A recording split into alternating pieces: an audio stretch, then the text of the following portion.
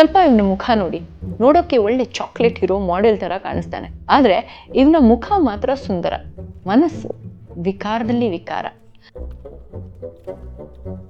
ಯಾರಾದರೂ ಇವನನ್ನ ರೇಗಿಸಿದ್ರೆ ಮಾರನೇ ದಿನಾನೇ ಅವ್ರ ಮನೆ ಬಾಗಿಲು ಮುಂದೆ ಒಂದು ಸತ್ತಿರೋ ಕೋಳಿಯ ತಲೆ ಅಥವಾ ಇನ್ಯಾವುದೋ ಪ್ರಾಣಿಯ ತಲೆ ಇರ್ತಾ ಇತ್ತು. ದೈವದ ಹೆಸರಲ್ಲಿ, ಧರ್ಮದ ಹೆಸರಲ್ಲಿ ಈಗಾಗಲೇ ಸುಮಾರು ಪ್ರಾಣಿಗಳನ್ನ, ಮನುಷ್ಯರನ್ನ ಬಲಿ ಕೊಟ್ಟಿರ್ತಾನೆ ಈ ವಿಕೃತ ಕಾಮಿ.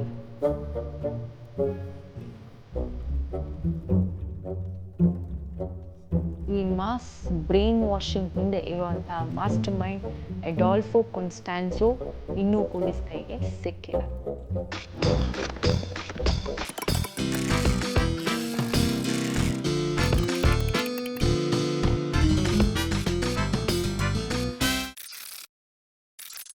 ಸೊ ಚೆಕ್ ಪಾಯಿಂಟ್ ಇದ್ರೂ ಗಾಡಿ ನಿಲ್ಲಿಸದೆ ಒಂದು ಗಾಡಿ ಎಸ್ಕೇಪ್ ಆದಾಗ ಪೊಲೀಸ್ ಅವರು ಸೈಲೆಂಟ್ ಆಗಿ ಸೀಕ್ರೆಟಿವ್ಲಿ ಪೊಲೀಸ್ ವೆಹಿಕಲ್ ಬಿಟ್ಟು ಒಂದು ನಾರ್ಮಲ್ ವೆಹಿಕಲಲ್ಲಿ ಅದನ್ನು ಫಾಲೋ ಮಾಡ್ಕೊಂಡು ಹೋಗ್ತಾರೆ. ಆ ಗಾಡಿ ಮೆಟಾಮಾರೋಸಿಸ್ ಸಿಟಿಯ ಔಟ್ಸ್ಕರ್ಟ್ಸಲ್ಲಿರುವಂಥ ಒಂದು ಫಾರ್ಮ್ ಹತ್ರ ನಿಲ್ಲುತ್ತೆ.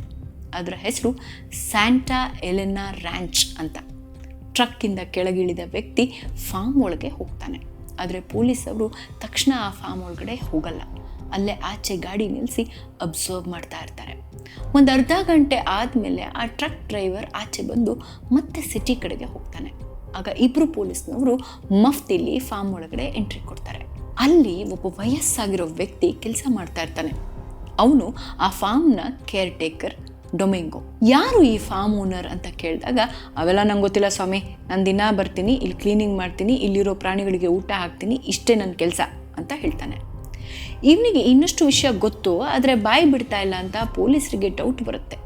ಒಬ್ಬ ಪೊಲೀಸ್ ಆಫೀಸರ್ ಅವರನ್ನು ಕಾನ್ವರ್ಸೇಷನಲ್ಲಿ ಎಂಗೇಜ್ ಇಟ್ಟು ಮತ್ತೊಬ್ಬ ಪೊಲೀಸ್ ಆಫೀಸರ್ ಆ ಫಾರ್ಮಲ್ಲಿ ಏನೇನಿದೆ ಅಂತ ಕಣ್ಣಾಯಿಸ್ತಾ ಒಂದು ರೌಂಡ್ ಹಾಕ್ತಾನೆ.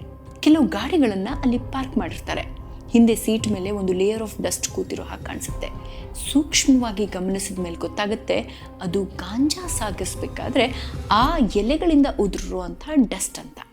ಮತ್ತು ಕಾರ್ ಸೀಟ್ ಕೆಳಗಡೆ ಒಂದು ವಿಚಿತ್ರವಾದಂಥ ಸ್ಟ್ಯಾಚ್ಯೂ ಕಾಣಿಸುತ್ತೆ.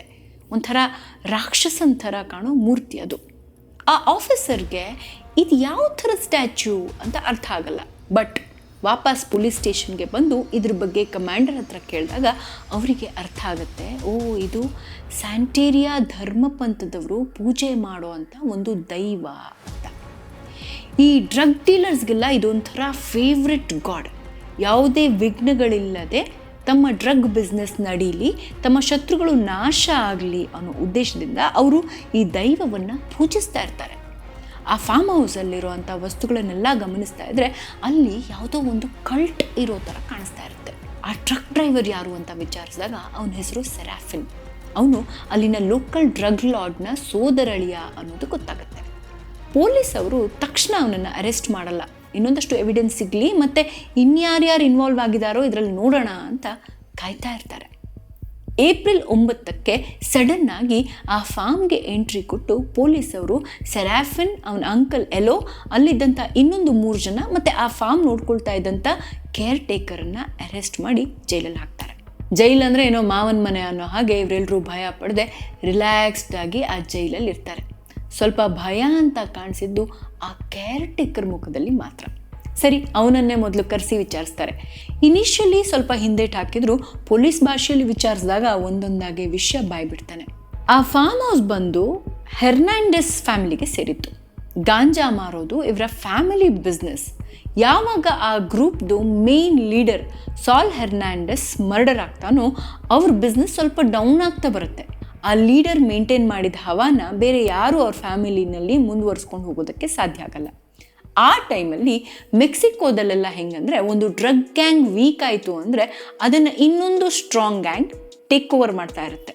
ಈ ಥರ ಎಲ್ಲ ಆಗಬಾರ್ದು, ನಮಗೆ ಒಂದು ಸ್ಟ್ರಾಂಗ್ ಪ್ರೊಟೆಕ್ಷನ್ ಬೇಕು ನಮ್ಮ ಬಿಸ್ನೆಸ್ಸನ್ನು ಕಾಪಾಡ್ಕೊಳ್ಳೋದಕ್ಕೆ ಅಂತ ಎಲಿಯೋ ಯೋಚಿಸ್ತಾ ಇರ್ತಾನೆ. ಈ ಎಲಿಯೋ ಹೆರ್ನಾಂಡೆಸ್ ಬಂದು ಮೇನ್ ಲೀಡರ್ ಸಾಲ್ ಹೆರ್ನಾಂಡೆಸ್ ಇದ್ನಲ್ಲ ಅವನ ತಮ್ಮ. ಆಗ ಅವನಿಗೆ ಸಾರಾ ಅನ್ನೋ ಹುಡುಗಿ ಅಡಾಲ್ಫೋ ಕಾನ್ಸ್ಟಾನ್ಸೋನ ಇಂಟ್ರೊಡ್ಯೂಸ್ ಮಾಡ್ತಾಳೆ. ಇವನೇ ಅಡಾಲ್ಫೋ ಕಾನ್ಸ್ಟಾನ್ಸೋ. ಸ್ವಲ್ಪ ಇವನ ಮುಖ ನೋಡಿ, ನೋಡೋಕ್ಕೆ ಒಳ್ಳೆ ಚಾಕ್ಲೇಟ್ ಹೀರೋ ಮಾಡೆಲ್ ಥರ ಕಾಣಿಸ್ತಾನೆ. ಬಿಕಾಸ್ ಆಫ್ ಹಿಸ್ ಲುಕ್ಸ್ ಇವನಿಗೆ ಮಾಡೆಲಿಂಗ್ ಆಫರ್ಸ್ ಕೂಡ ಬರ್ತಾ ಇರುತ್ತೆ. ಆದರೆ ಇವನ ಮುಖ ಮಾತ್ರ ಸುಂದರ, ಮನಸ್ಸು ವಿಕಾರದಲ್ಲಿ ವಿಕಾರ. ಚಿಕ್ಕಂದಿನಿಂದನೂ ಇವನೊಂಥರ ವಿಚಿತ್ರ.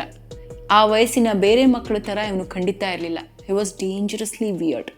ಯಾರಾದರೂ ಇವನನ್ನು ರೇಗಿಸಿದ್ರೆ ಮಾರನೇ ದಿನಾನೇ ಅವರ ಮನೆ ಬಾಗಿಲು ಮುಂದೆ ಒಂದು ಸತ್ತಿರೋ ಕೋಳಿಯ ತಲೆ ಅಥವಾ ಇನ್ಯಾವುದೋ ಪ್ರಾಣಿಯ ತಲೆ ಇರ್ತಾ ಇತ್ತು.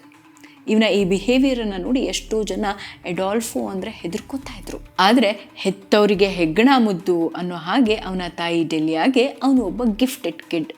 ಹುಟ್ಟಿದಾಗ ಆಕೆಗೆ ಕೇವಲ 15 ವರ್ಷ. ಮೊದಲನೇ ಗಂಡ ತೀರಿ ಹೋದ ಅಂತ ಆಕೆ ಇನ್ನೊಂದು ಮದುವೆ ಆಗ್ತಾಳೆ.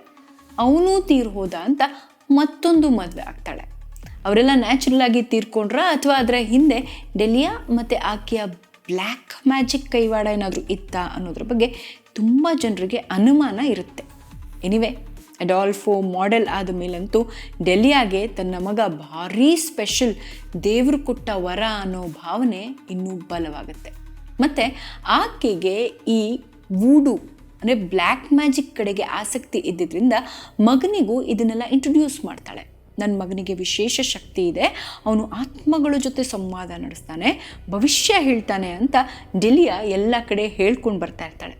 ಕೆಲವು ಮಂತ್ರವಾದಿಗಳು, ದೆವ್ವ ಬಿಡಿಸೋರು ಇಂಥವರಿಂದ ಒಂದಷ್ಟು ತಂತ್ರ ಮಂತ್ರ ಟ್ರಿಕ್ಸ್ ಕಲ್ತಿದ್ದ ಅಡಾಲ್ಫೋ ಜನರನ್ನು ತನ್ನ ಚಾಮಿಂದ ಈಸಿಯಾಗಿ ಮರಳು ಮಾಡ್ತಾ ಇರ್ತಾನೆ. ಜನ ಮರಳೋ ಜಾತ್ರೆ ಮರಳೋ ಅನ್ನೋ ಹಾಗೆ ಕಾನ್ಸ್ಟಾನ್ಸೋಗೆ ಒಂದಷ್ಟು ಫಾಲೋವರ್ಸ್ ಹುಟ್ಕೋತಾರೆ. ಶುರುನಲ್ಲಿ ಡೆಲಿಯಾ ಮಾತು ಕೇಳಿ ಯಾರೋ ಕೆಲವರು ಹೌಸ್ ವೈಫ್ಸ್ ಬರೋರು ಅವರ ಭವಿಷ್ಯ ತಿಳ್ಕೊಳ್ಳೋದಕ್ಕೆ. ಬಟ್ ಹೋಗ್ತಾ ಹೋಗ್ತಾ ದೊಡ್ಡವರೆಲ್ಲ ಇನ್ಕ್ಲೂಡಿಂಗ್ ಪಾಲಿಟಿಷಿಯನ್ಸ್, ಡ್ರಗ್ ಲಾರ್ಡ್ಸ್ ಇವನ ಸೋ ಕಾಲ್ಡ್ ಸ್ಪಿರಿಚುವಲ್ ಸರ್ವಿಸ್ ಪಡ್ಕೊಳ್ಳೋದಕ್ಕೆ ಬರ್ತಾ ಇರ್ತಾರೆ. ಅಲ್ಲಿ ಲಾಜಿಕ್ ಎಲ್ಲ ಇರಲ್ಲ, ಓನ್ಲಿ ಮ್ಯಾಜಿಕ್. ಈಗ ನಮ್ಮಲ್ಲೂ ಕೂಡ ಕೆಲವರು ಅಂದರೆ ಪಾಲಿಟಿಷಿಯನ್ಸ್, ಬಿಸ್ನೆಸ್ ಮೆನ್, ಸೆಲೆಬ್ರಿಟೀಸ್ ಯಾಕೆ ಒಂದು ಪರ್ಟಿಕ್ಯುಲರ್ ಗುರುನ ಕನ್ಸಲ್ಟ್ ಮಾಡ್ತಾರೆ ಹೇಳಿ, ಅಥವಾ ಅವ್ರನ್ನ ಫಾಲೋ ಮಾಡ್ತಾರೆ ಅನ್ನೋದಕ್ಕೆ ಈ ಲಾಜಿಕಲ್ ಆನ್ಸರ್ ಅಲ್ಲಿ ಡೆಫಿನೆಟ್ಲಿ ಇಲ್ಲ. ಅವರವರ ನಂಬಿಕೆಗೆ ಅದು ಬಿಟ್ಟಿರುತ್ತೆ, ಅದನ್ನು ಪ್ರಶ್ನೆ ಮಾಡೋ ಹಾಗಿಲ್ಲ. ಕೇವಲ ಭವಿಷ್ಯ ಹೇಳೋದಲ್ಲ, ಒಬ್ಬರಿಗೆ ಶಾಪ ಹಾಕಬೇಕು, ಅವರಿಗೆ ಬ್ಲ್ಯಾಕ್ ಮ್ಯಾಜಿಕ್ ಮಾಡಿ ಏನೋ ಕೆಟ್ಟದಾಗೋ ಹಾಗೆ ಮಾಡಬೇಕು, ಇದಕ್ಕೂ ಜನ ಅಡಾಲ್ಫೋ ಹತ್ರ ಬರ್ತಾ ಇರ್ತಾರೆ. ಮತ್ತು ಎಲ್ಲ ಸರ್ವಿಸಸ್ಗೂ ಅವನು ಚಾರ್ಜ್ ಮಾಡ್ತಾ ಇರ್ತಾನೆ. ಕಾಲೇಜ್ ಮೆಟ್ಲು ಹತ್ತೋಕ್ಕೂ ಮುಂಚೆನೇ ಒಳ್ಳೆ ಕಮಾಯಿ ಮಾಡ್ತಾನೆ ಇರ್ತಾನೆ. ಇನ್ಫ್ಯಾಕ್ಟ್ ಅವನಿಗೆ ಮಾಡಲಿಂಗಿಂತ ಜಾಸ್ತಿ ದುಡ್ಡು ಇದರಿಂದ ಸಿಗ್ತಾ ಇರುತ್ತೆ. ಈ ಕಿಲಾಡಿ ಜೊತೆ ಒಬ್ಳು ಲೇಡಿನೂ ಇರ್ತಾಳೆ ಇವನಿಗೆ ಸಾಥ್ ಕೊಡೋದಕ್ಕೆ. ಅವಳೇ ಸ್ಯಾರಾ ಆಲ್ಡ್ರೇಟ್. ಇವರ ಕಲ್ಟ್ಗೆ ಅಡಾಲ್ಫೋ ಗಾಡ್ ಫಾದರ್ ಆದರೆ ಇವಳು ಗಾಡ್ ಮದರ್. ಇವಳದು ಇನ್ನೊಂದು ಥರ ವಿಚಿತ್ರ ಕ್ಯಾರೆಕ್ಟರ್. ಈ ಸಿನಿಮಾಗಳಲ್ಲಿ ಡಬಲ್ ರೋಲ್ ಇರುತ್ತಲ್ಲ ಹಾಗೆ. ಅಮೆರಿಕಾದ ಟೆಕ್ಸಾಸ್ ಸೌತ್ ಮೋಸ್ಟ್ ಕಾಲೇಜ್ನಲ್ಲಿ ಸ್ಟೂಡೆಂಟ್ ಆಗಿರ್ತಾಳೆ. ಅಮೆರಿಕಾದಲ್ಲಿ ಯಾರನ್ನು ಕೇಳಿದ್ರು ಸಾರಾ ಭಾರಿ ಒಳ್ಳೆ ಸ್ಟೂಡೆಂಟ್, ಅದರಲ್ಲೂ ಡಿಸ್ಟಿಂಕ್ಷನ್ ಸ್ಟೂಡೆಂಟ್. ಅದೇ ಬಾರ್ಡ್ರ್ ಕ್ರಾಸ್ ಮಾಡಿ ಮೆಕ್ಸಿಕೋ ಕಡೆಗೆ ಬಂದರೆ ಇವಳು ಒಂಥರ ಲೇಡಿ ಡಾನ್. ಅಡಾಲ್ಫೋಗೆ ಗರ್ಲ್ ಫ್ರೆಂಡ್, ಹಾಗೆ ಕಲ್ಟ್ಗೆ ಮೇನ್ ರಿಕ್ರೂಟರ್. ಈಗ ಆ ಪೊಲೀಸ್ ಸ್ಟೇಷನಲ್ಲಿ ನಡೀತಾ ಇದ್ದಂಥ ವಿಚಾರಣೆಗೆ ವಾಪಸ್ ಬರೋಣ. ಸರಿ, ಯಾರ್ಯಾರು ಬರ್ತಾ ಇದ್ರು ಆ ಫಾರ್ಮ್ಗೆ ಅಂತ ಕೇರ್ ಟೇಕರ್ಗೆ ಕೇಳಿದಾಗ ಜಾಸ್ತಿ ಡ್ರಗ್ ಡೀಲರ್ಸ್ ಮತ್ತು ಅಡಾಲ್ಫೋ ಗ್ಯಾಂಗ್ ಬರ್ತಾಯಿದ್ರು. ಒಂದೊಂದು ಸಲ ಯಾರ್ಯಾರು ಹುಡುಗರನ್ನು ಕರ್ಕೊಂಡು ಬರ್ತಾಯಿದ್ರು. ಕೆಲವು ದಿನದ ಮುಂಚೆ ಅದು ಯಾರೋ ಅಮೇರಿಕನ್ ಹುಡುಗನ ಕರ್ಕೊಂಡು ಬಂದಿದ್ರು. ಅವ್ರನ್ನ ಇಡೀ ರಾತ್ರಿ ಒಂದು ಟ್ರಕ್ಕಲ್ಲಿ ಕೂಡ ಹಾಕಿದ್ರು. ನಾನೇ ಅವನಿಗೆ ಅವತ್ತು ಬೆಳಿಗ್ಗೆ ಪಾಪ ಬ್ರೇಕ್ಫಾಸ್ಟ್ ಆದರೂ ತಿನ್ನಲಿ ಅಂತ ಮೊಟ್ಟೆ ಮತ್ತು ಬ್ರೆಡ್ ಕೊಟ್ಟು ಬಂದೆ ಅಂತ ಹೇಳ್ತಾನೆ. ಅಮೇರಿಕನ್ ಹುಡುಗ ಅಂದಿದ ತಕ್ಷಣವೇ ಪೊಲೀಸ್ ಅವರ ಕಿವಿ ನೆಟ್ಟಗಾಗುತ್ತೆ. ಯಾಕೆಂದರೆ ಕಳೆದ 25 ದಿನಗಳಿಂದ 2 ದೇಶದ ಪೊಲೀಸ್ ಡಿಪಾರ್ಟ್ಮೆಂಟ್ ಅವರು ಮಾರ್ಕನ್ನು ಹುಡುಕ್ತಾ ಇರ್ತಾರೆ. ಪೊಲೀಸ್ ಕಮಾಂಡರ್ ಮಾರ್ಕ್ ಫೋಟೋನ ಮುಂದೆ ಇಟ್ಟು ಇವನೇನಾ ಅಮೇರಿಕನ್ ಹುಡುಗ ಅಂತ ಕೇಳ್ತಾರೆ. ಹೌದು ಸರ್, ಇವನೇ ಅಂತ ಒಪ್ಕೋತಾನೆ ಡೊಮೆಂಗೋ. ಈಗೆಲ್ಲಿದ್ದಾನೆ ಅವನು? ಆ ಫಾರ್ಮ್ ಹೌಸಲ್ಲೇ ಇದ್ದಾನ ಅಂತ ಪೊಲೀಸ್ನವರು ಕೇಳಿದಾಗ ಆವತ್ತು ಆ ಟ್ರಕ್ಕಿಂದ ಅವನನ್ನು ಒಂದು ಶೆಡ್ಗೆ ಕರ್ಕೊಂಡು ಹೋದರು. ಅದಾದಮೇಲೆ ಏನಾಯಿತು ನಂಗೆ ನಿಜವಾಗ್ಲೂ ಗೊತ್ತಿಲ್ಲ ಸರ್ ಅಂತ ಹೇಳ್ತಾನೆ. ಇಷ್ಟು ಗೊತ್ತಾದ ಮೇಲೆ ಬಾಕಿ ವಿಷಯ ಬಾಯಿ ಬಿಡಿಸ್ದೇ ಇರ್ತಾರೆ ಆ ಪೊಲೀಸ್ನವರು. ನೆಕ್ಸ್ಟ್ ಸೆರೆಫಿನ್ನ ಇಂಟ್ರಾಗೇಷನ್ ರೂಮ್ಗೆ ಇಳ್ಕೊಂಡು ಬರ್ತಾರೆ. ಅವನು ಇನ್ನೂ ಕೂಡ ನೀವು ನಮ್ಮಿಂದ ಏನು ಕಿತ್ಕೊಳ್ಳೋದಕ್ಕಾಗಲ್ಲ, ನಮ್ಮ ಬಾಯಿ ಬಿಡಿಸೋದಕ್ಕಾಗಲ್ಲ ಅಂತ ಫುಲ್ ಆ್ಯಟಿಟ್ಯೂಡಲ್ಲೇ ಇರ್ತಾನೆ. ಪೊಲೀಸ್ ಕಮಾಂಡರ್ ಇಷ್ಟು ಹೊತ್ತಿಗೆ ಆಗಲೇ ಪೇಷನ್ಸ್ ಕಳ್ಕೊಂಡಿರ್ತಾರೆ. ಅವನಿಗೊಂದು ಕಪ್ಪಾಳಾಗಿ ಬಿಟ್ಟು, ಬೋಳಿ ಮಗನೇ ಓವರ್ ಆ್ಯಕ್ಟಿಂಗ್ ಮಾಡಬೇಡ, ನಿಮ್ಮ ಕೇರ್ ಟೇಕರ್ ಆಗಲೇ ಎಲ್ಲ ಬಾಯಿ ಬಿಟ್ಟಿದ್ದಾನೆ, ಮಾರ್ಕ್ ಇಲ್ಲಿದ್ದಾನೆ ಬೊಗಳು ಅಂತ ಗದರ್ತಾರೆ. ಯಾವಾಗ ಅವನು ಇನ್ನೂ ನಕರ ಮಾಡ್ತಾ ಇರ್ತಾನೋ, ಏಯ್ ತೊಗೊಂಡು ಬಂದರು ಅದನ್ನು ಅಂತಾರೆ. ಆ ಟೈಮಲ್ಲಿ ಮೆಕ್ಸಿಕೋ ಪೊಲೀಸ್ನವರು ಕ್ರಿಮಿನಲ್ಸ್ ಬಾಯಿ ಬಿಡಿಸೋಕ್ಕೆ ಒಂದು ಸ್ಪೆಷಲ್ ಟೆಕ್ನಿಕನ್ನೇ ಯೂಸ್ ಮಾಡ್ತಾ ಇರ್ತಾರೆ. ಸೋಡಾ ವಾಟರಲ್ಲಿ ಹೆವಿ ಖಾರ ಇರೋ ಸ್ಪೈಸಿ ಸಾಸ್ ಹಾಕಿ ಚೆನ್ನಾಗಿ ಮಿಕ್ಸ್ ಮಾಡಿ ಆ ಲಿಕ್ವಿಡನ್ನು ಕ್ರಿಮಿನಲ್ಸ್ ಮೂಗಿನ ಹೊಳ್ಳೆಗಳಿಗೆ ಹಾಕ್ತಾ ಇರ್ತಾರೆ. ಪ್ರಾಣ ಹೋಗ್ಬಿಡ್ಲಿ, ಆದರೆ ಈ ಟಾರ್ಚರ್ ಮಾತ್ರ ಬೇಡಪ್ಪ ಅನ್ನೋ ಅಷ್ಟು ಹಿಂಸೆ, ನರಕಯಾತನೆ ಅಂತಾರಲ್ಲ, ಇಟ್ ಇಸ್ ಲಿಟ್ರಲಿ ದ್ಯಾಟ್. ಯಾವಾಗ ಈ ಲಿಕ್ವಿಡ್ನ ಸೆರಾಫಿನ್ ಮುಂದೆ ಇಡ್ತಾರೋ ಆಗ ಅವನು ಒಂದೊಂದಾಗಿ ವಿಷಯಗಳನ್ನು ಬಾಯಿ ಬಿಡೋದಕ್ಕೆ ಶುರು ಮಾಡ್ತಾನೆ. ಯಾವುದೋ ಒಂದು ಡ್ರಗ್ ಡೀಲ್ ಬಸ್ಟ್ ಮಾಡೋಕೆ ಅಂತ ಆ ಫಾರ್ಮ್ಗೆ ಹೋದ ಪೊಲೀಸರಿಗೆ ಅದರ ಬೆನ್ನಲ್ಲೇ ಇಂತಹ ಭಯಾನಕ ಸತ್ಯಗಳು ಆಚೆ ಬರುತ್ತೆ ಅಂತ ಅವ್ರ ಮನಸ್ಸಲ್ಲೂ ಗೆಸ್ ಮಾಡಿರಲ್ಲ. ನಾವೇನೇ ಮಾಡಿದ್ರು ಅದು ನಮ್ಮ ಬಾಸ್ ಹೇಳಿದ್ದಕ್ಕೆ ಮಾಡಿದ್ದು. ಅವ್ರು ಸಾಮಾನ್ಯ ವ್ಯಕ್ತಿ ಅಲ್ಲ, ತುಂಬ ಟ್ಯಾಲೆಂಟ್, ಪವರ್ಸ್ ಇರೋ ವ್ಯಕ್ತಿ. ಅವರೆಷ್ಟೋ ಜನ ದೊಡ್ಡ ದೊಡ್ಡ ವ್ಯಕ್ತಿಗಳಿಗೆ ಪ್ರೊಟೆಕ್ಷನ್ ಕೊಟ್ಟಿದ್ದಾರೆ ಅಂತ ಹೇಳ್ತಾನೆ. ಯಾವನು ಆ ನಿಮ್ಮ ಬಾಸ್ ಅಂತ ಕೇಳಿದಾಗ ಅವರು ಕೂಡ ಎಡಾಲ್ಫೋ ಕಾನ್ಸ್ಟಾನ್ಸೋ ಹೆಸರು ಹೇಳ್ತಾನೆ. ಮಾರ್ಕ್ ನಿಮ್ಗೆ ಎಲ್ಲಿ ಸಿಕ್ಕ, ಅವನಿಗೂ ನಿಮಗೂ ಏನು ಸಂಬಂಧ, ಅವನನ್ನು ಯಾಕೆ ನಿಮ್ಮ ಫಾರ್ಮ್ ಕರ್ಕೊಂಡು ಹೋದ್ರಿ ಅಂತ ಪೊಲೀಸರು ಕೇಳಿದಾಗ the answer they got was utterly shocking. ನಮ್ಮೆಲ್ರಿಗೂ ಮಿಸ್ಟಿಕಲ್ ಪ್ರೊಟೆಕ್ಷನ್ ಕೊಡೋದಕ್ಕೆ ಅವತ್ತು ನಮ್ಮ ಬಾಸ್ ಆಲಿಗ್ವಾ ದೈವಕ್ಕೆ ಪೂಜೆ ಮಾಡಬೇಕಿತ್ತು. ಆ ದೈವಕ್ಕೆ ಅವತ್ತು ಒಂದು ಬಲಿ ಕೊಡಬೇಕಿತ್ತು. ಸೊ ನಮ್ಮ ಬಾಸ್ ಒಬ್ಬ ಯಂಗ್ ವೈಟ್ ಮೇಲ್ ಬೇಕು ಅಂತ ಹೇಳಿದರು. ಅವತ್ತು ರಾತ್ರಿ ಪಬ್ಬಿಂದ ಎಷ್ಟೋ ಜನ ಅಮೆರಿಕನ್ ಹುಡುಗರು ಆಚೆ ಬರ್ತಾಯಿದ್ರು. ಸ್ವಲ್ಪ ಹೊತ್ತು ಕಾದು ಯಾವಾಗ ಮಾರ್ಕ್ ಒಂಟಿಯಾಗಿ ನಮ್ಮ ಕಣ್ಣಿಗೆ ಬಿದ್ದನೋ ಅವನನ್ನು ಕಿಡ್ನ್ಯಾಪ್ ಮಾಡಿದ್ವಿ. ಅವನು ತಪ್ಪಿಸ್ಕೊಳ್ಳೋದಕ್ಕೆ ನೋಡಿದಾಗ ಅವನ ಕೈ ಮತ್ತು ಕಾಲುಗಳಿಗೆ ಹಗ್ಗ ಕಟ್ಟಿ ಕಣ್ಣಿಗೂ ಪಟ್ಟಿ ಕಟ್ಟಿದ್ವಿ. ಆಮೇಲೆ ಅವನನ್ನು ಫಾರ್ಮ್ಗೆ ಕರ್ಕೊಂಡು ಬಂದ್ವಿ. ರಾತ್ರಿ ಇಡೀ ಅವನು ಟ್ರಕ್ಕಲ್ಲೇ ಇದ್ದ. ಮಾರನೇ ದಿನ ಬೆಳಿಗ್ಗೆ ನಮ್ಮ ಬಾಸ್ ಮತ್ತು ಅವರ ಫಾಲೋವರ್ಸ್ ಬಂದರು. ಅವ್ರು ಬಂದ ಮೇಲೆ ಏನಾಯಿತು ಅಂತ ಕೇಳಿದ್ದಕ್ಕೆ ಸೆರಾಫಿನ್ ಕೊಟ್ಟ ಉತ್ತರ, ಆ ಡೀಟೇಲ್ಸ್ ದಿನ ಬೆಳಗಾದರೆ ಕ್ರೈಮ್ ನೋಡೋ ಪೊಲೀಸರಿಗೂ ಅರಗಿಸಿಕೊಳ್ಳೋದಕ್ಕೆ ಆಗಲಿಲ್ಲ. It was so horrendous, so gory. ಮಾರ್ಕ್ನ ಟ್ರಕ್ಕಿಂದ ಎಳ್ಕೊಂಡು ಬಂದು ಟಾರ್ಪಲಿನ್ ಮೇಲೆ ಮಲಗಿಸ್ತಾರೆ. ಅವನು ಓಡಿ ಹೋಗಬಾರ್ದು ಅಂತ ಅವನ ಕೈಕಾಲುಗಳಿಗೆ ಕಟ್ಟಿದ ಹಗ್ಗ ಬಿಚ್ಚಿರೋದಿಲ್ಲ, ಕಣ್ಣಿಗೆ ಕಟ್ಟಿದ ಪಟ್ಟಿನೂ ಬಿಚ್ಚಲಿಲ್ಲ. ಅವನನ್ನು ಬೆತ್ತಲೆ ಮಾಡಿ ಎಡಾಲ್ಫೋ ಅವನಿಗೆ ಕಂಟಿನ್ಯೂಸ್ಲಿ ಹೊಡಿತಾನೆ. ನಂತರ ಅವನನ್ನು ಬ್ರೂಟಲಿ ರೇಪ್ ಮಾಡ್ತಾನೆ.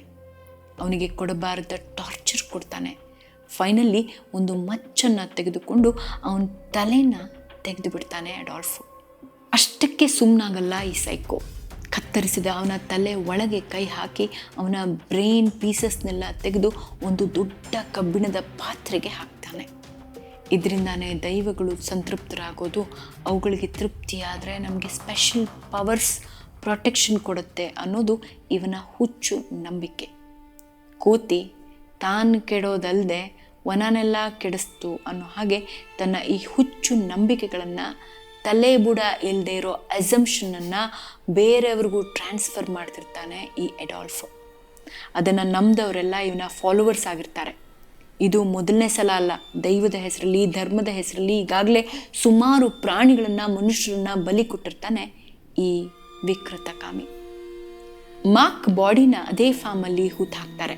ಆದರೆ ಹೂತು ಹಾಕೋಕ್ಕೆ ಮುಂಚೆ ಅವನ ಬೆನ್ನ ಮೂಳೆ ಒಳಗಡೆ ಉದ್ದನೆಯ ಒಂದು ವೈರ್ ಹಾಕಿ ಹೂತಾಕ್ತಾರೆ.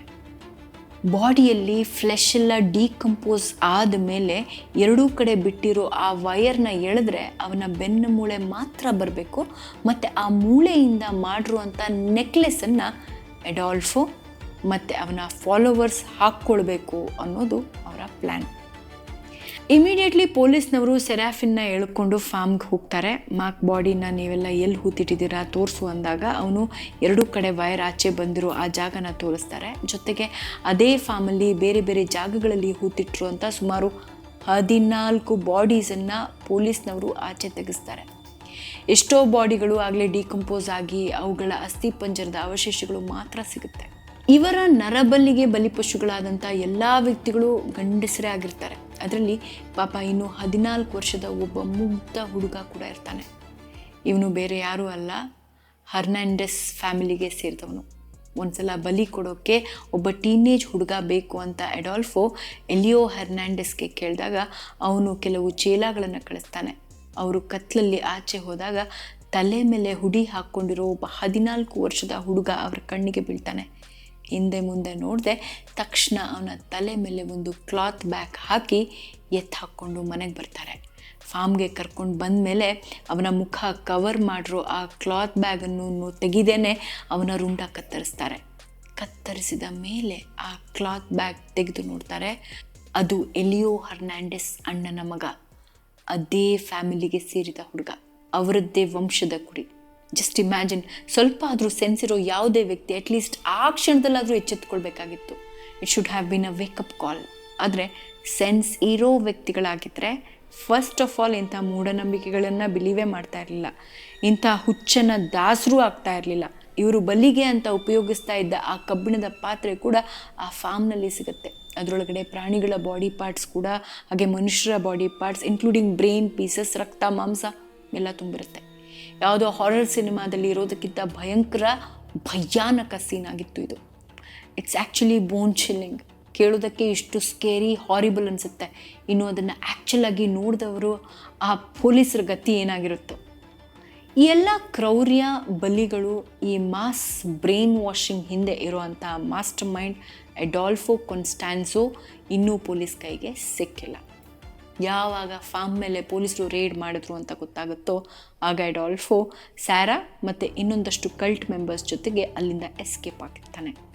ಆ್ಯಕ್ಚುಲಿ ಇವನ ಪ್ರಾಪರ್ಟಿ ಸುಮಾರು ಕಡೆ ಇರುತ್ತೆ, ಆದರೆ ಎಲ್ಲಿ ಹುಡುಕಿದ್ರೂ ಅಡಾಲ್ಫೋ ಸಿಗ್ತಾ ಇರಲ್ಲ.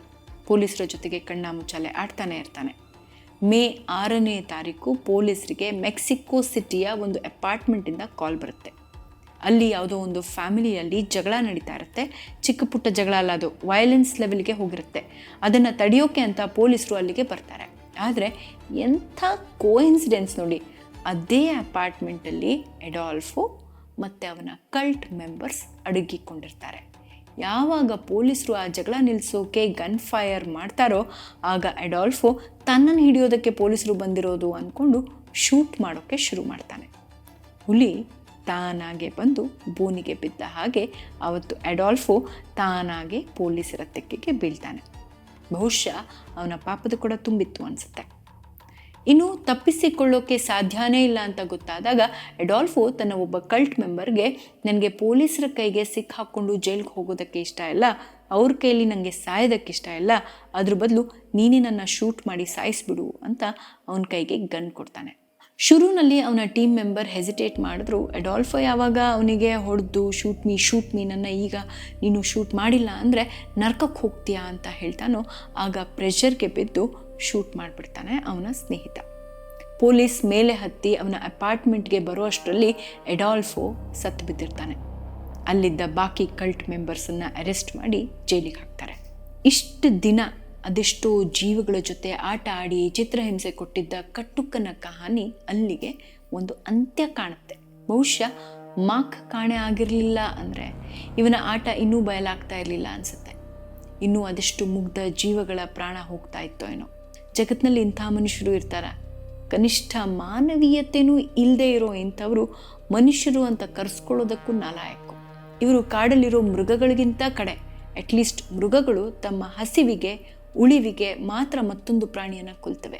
ಆದರೆ ಇವರು ಜೀವದ ಬೆಲೆನೇ ಗೊತ್ತಿಲ್ಲದೆ ಇರೋ ಕಡು ಪಾಪಿಗಳು. ಮುಂದಿನ ಎಪಿಸೋಡ್ನಲ್ಲಿ ಇಂಥ ಮತ್ತೊಂದು ಕಥೆ ಜೊತೆ ನಿಮ್ಮ ಮುಂದೆ ಬರ್ತೀನಿ. ಸೊ ನೋಡ್ತಾ ಇರಿ ಸ್ಟೋರೀಸ್ ವಿತ್ ಶೀತಲ್ ಶೆಟ್ಟಿ.